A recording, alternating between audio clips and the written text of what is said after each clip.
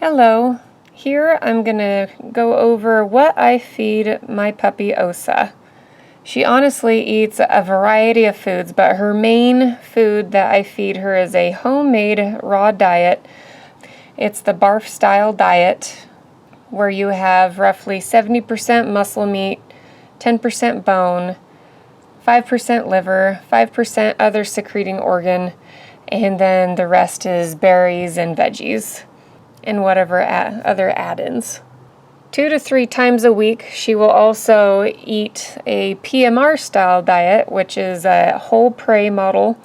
She will get either a rabbit or chicken, depending on what we have available. And lastly, it's more of a backup. She will eat kibble if I run out of anything. It's a mixture between a kibble food and dehydrated. Ideally, I would soak the food, but I never know when she's actually going to eat. She can be finicky, so I just rehydrate her dehydrated food and then mix it into the dry food. But again, that's just if I need to get her a few extra calories or if I run out of the raw before I'm able to get to the store again. But now I'm going to go over how I go into preparing her BARF diet. It really depends on what's available at the store.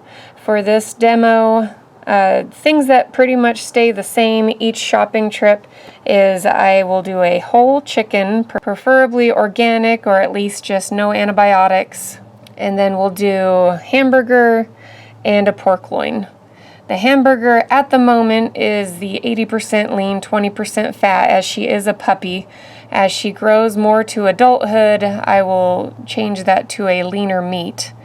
And then we've got liver. Normally when I am home in Colorado, right now we were traveling in Idaho, I am able to get a hold of beef kidney and beef heart. Right now I'm having a hard time sourcing that, so right now it's beef liver. And then I was able to get a hold of some chicken feet, which is not normally available when I am back home, so it's something new to give her.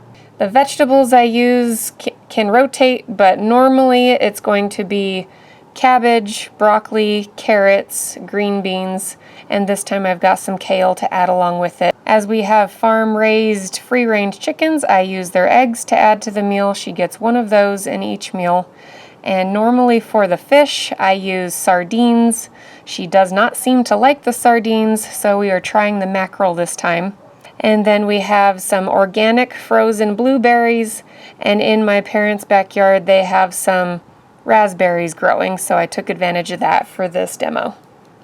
My aim is to get about a half a cup of vegetables per meal, which means if I need 4 cups, then I'm going to want to chop up more like 5 to 6 cups, because after the steaming process, they do cook down and there's not as much.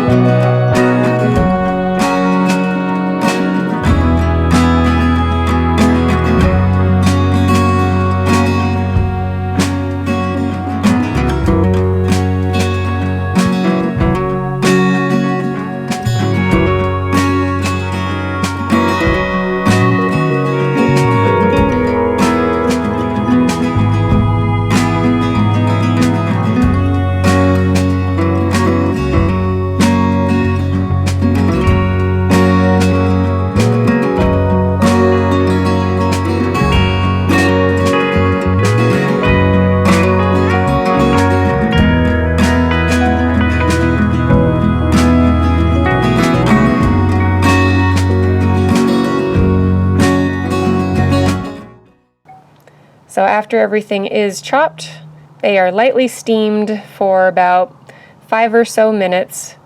Then I take the heat off, add maybe 1 to 2 tablespoons of apple cider vinegar, which is good for the digestion, and then I allow them to cool as I work with the meats. Somewhere during this whole process I get the eggs cooked. Normally I do scrambled, but that usually messes up my pan, so this time I decided to try out hard-boiled eggs, and the aim was to cook the whites and try to leave the yolks a little more gooey, because that's where all the nutrients are. And egg whites can, when they're raw, prevent from absorbing certain nutrients. So I cooked these for about 10 minutes. I think I tried to cook too many eggs in the pan because some cooked all the way through to the yolks, and some of them the yolks were gooey like I wanted. And so it's just going to take some adjustment and cooking the proper amount of eggs in a pan. So for this recipe, I usually am preparing 8 meals because that's about what my small little fridge can handle. So I chop up the chicken into 8 pieces and put them into the containers first.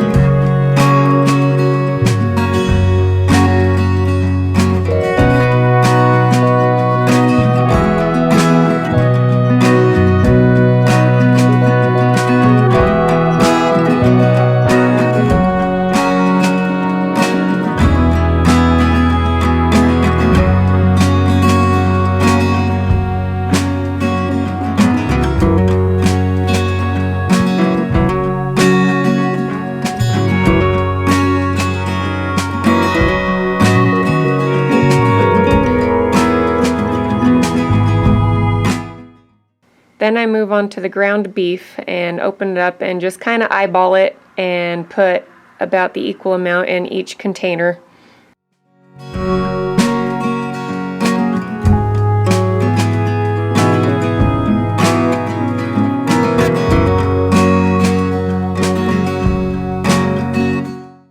And lastly, I move on to the pork. The pork does have fat on one side that I used to shave off, but then realized now that I myself am going into keto that the fat's not necessarily a bad thing. She's not getting too much in each meal, and so I cut it with the fat on. It's not really that much once you chop it up, but it's at this point that I will put each tray on a scale and add pork until I hit about 1.5 pounds of meat. Once all the trays have about 1.5 pounds of meat in them, then I go ahead and add in the rest of the mixings.